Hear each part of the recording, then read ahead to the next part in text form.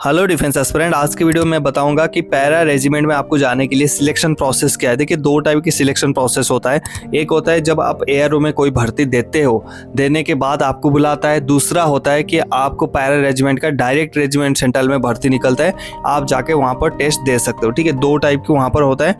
तो पहला जो होता है मैं यहाँ पर बताना चाहूँगा, अगर मान लीजिए आप कोई एआरओ है, आप किसी भी एआरओ से गए थे और किसी भी एंट्री दिए। बहुत लोगों की क्वेश्चन आता है कि टेक्निकल वाला को अलाउ नहीं करते, ये बहुत गलत बात है भाई।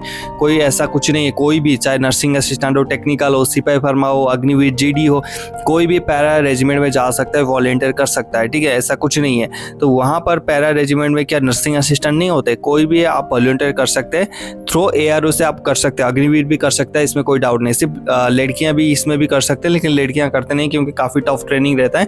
पैरा रेजिमेंट में तो लड़कियां नहीं जाते, पैरा जो एसएफ होता है उसमें जाते हैं। ठीक है, लेकिन उसमें आज तक कोई गया नहीं।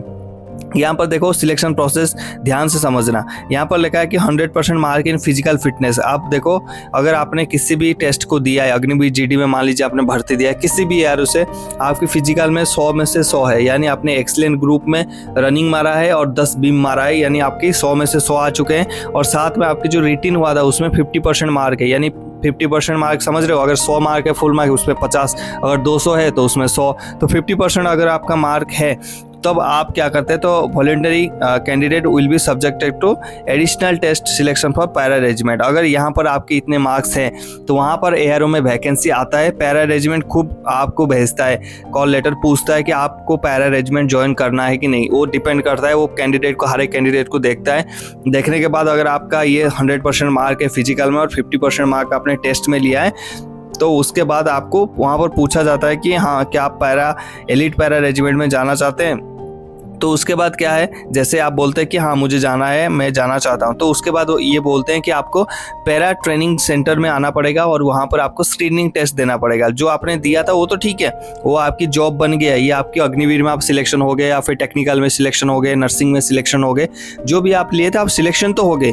आपको पैरा में आना है तो ठीक है, पैरा में आने के लिए आपको एक दूसरा टेस्ट देना पड़ेगा। अब दूसरा टेस्ट क्या देना है आपको, यहाँ पर लिखा है ना PRTC, या देखिए नीचे आइए, PRTC यानी पैराशूट रेजिमेंट ट्रेनिंग सेंटर। यहाँ पर जाके आपको यहाँ पर देना पड़ेगा। ठीक है, अब मैं आगे भी बताऊंगा क्या क्या इसमें होगा। अभी 5 किलोमीटर रनिंग होगा। आप जैसे ही जाते हैं ना, वहाँ पर 5 किलोमीटर का दौड़ाया जाएगा आपको। वहाँ पर 20 मिनट में इसको क्लोज कर देना है, यानी 19 मिनट 59 सेकेंड के से पहले इसको क्लोज करना है आपको, अगर आपको सिलेक्शन लेना है पैरा में। उसके बाद चिनअप कितना है आपका, 14 चिनअप आपको मारना होगा। पुशअप्स आपको 40 रेप्स इन 1 मिनट, 40 मारने रेप्स करके 1 मिनट में 40 मारना है आपको पुशअप्स। सीटअप मारना है 80 सीटअप मारना है इन 2 मिनट्स। देखिए, पैरा है तो भाई मतलब स्क्रीनिंग तो टफ होगा, ये आपको तो समझ में आना चाहिए। और उसके बाद metre shuttle 17 time in 1 minute. Okay, 5 metre shuttle है, यहाँ पर लिखा नहीं एक्चुअली, 5 मीटर शटल होता है।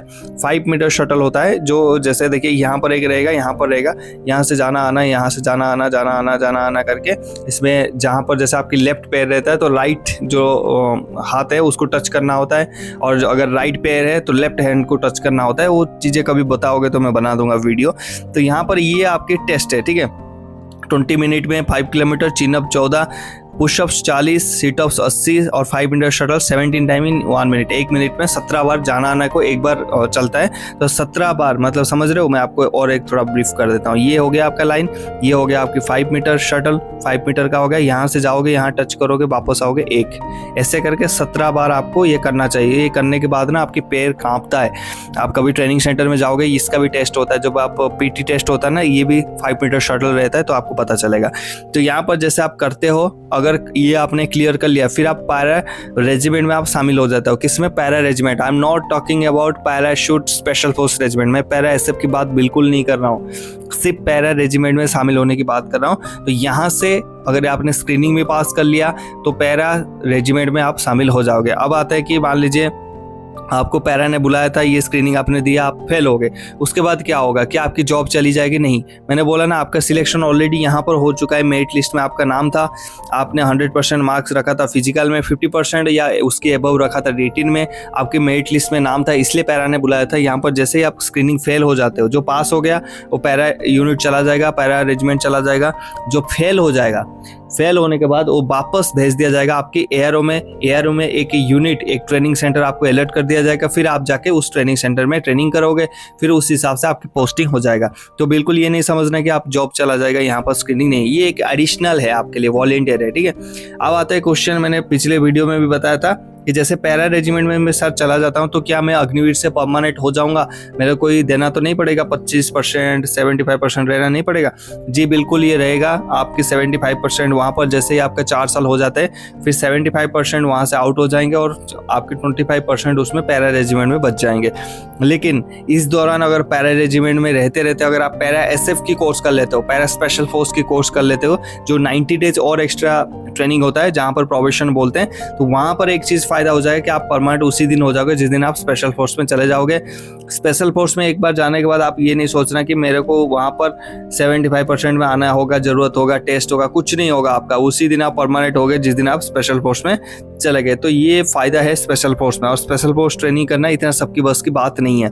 अगर आप सोच रहे हो पैरा रेजिमेंट में जाने के बाद तो काफ़ी हार्ड ट्रेनिंग होगा, देखिए जो ट्रेनिंग आप दूसरे एआरओ में जाके ट्रेनिंग सेंटर में, जैसे मान लीजिए RT में गए, AD में गए, EME में गए, जो एक नॉर्मल सा बंदा ट्रेनिंग करता है ना, पैरा में भी वही ट्रेनिंग करता है। लेकिन उसके बाद जब उसका जो पैरा रेजिमेंट का अलग से ट्रेनिंग होता है वो फिर उसके बाद ही होता है। लेकिन नॉर्मल सबका जो रिक्रूट ट्रेनिंग होता है, जो बेसिक ट्रेनिंग होता है 6 महीने का, वो सबकी सेम होता है, ठीक है। आई होप आपकी डाउट क्लियर हो गया होगा कि पैरा में कैसे आप शामिल हो सकते हैं। इसके अलावा आपके कुछ और डाउट्स है तो आप नीचे कमेंट करिएगा। मिलते हैं नेक्स्ट टॉपिक में। जय हिंद।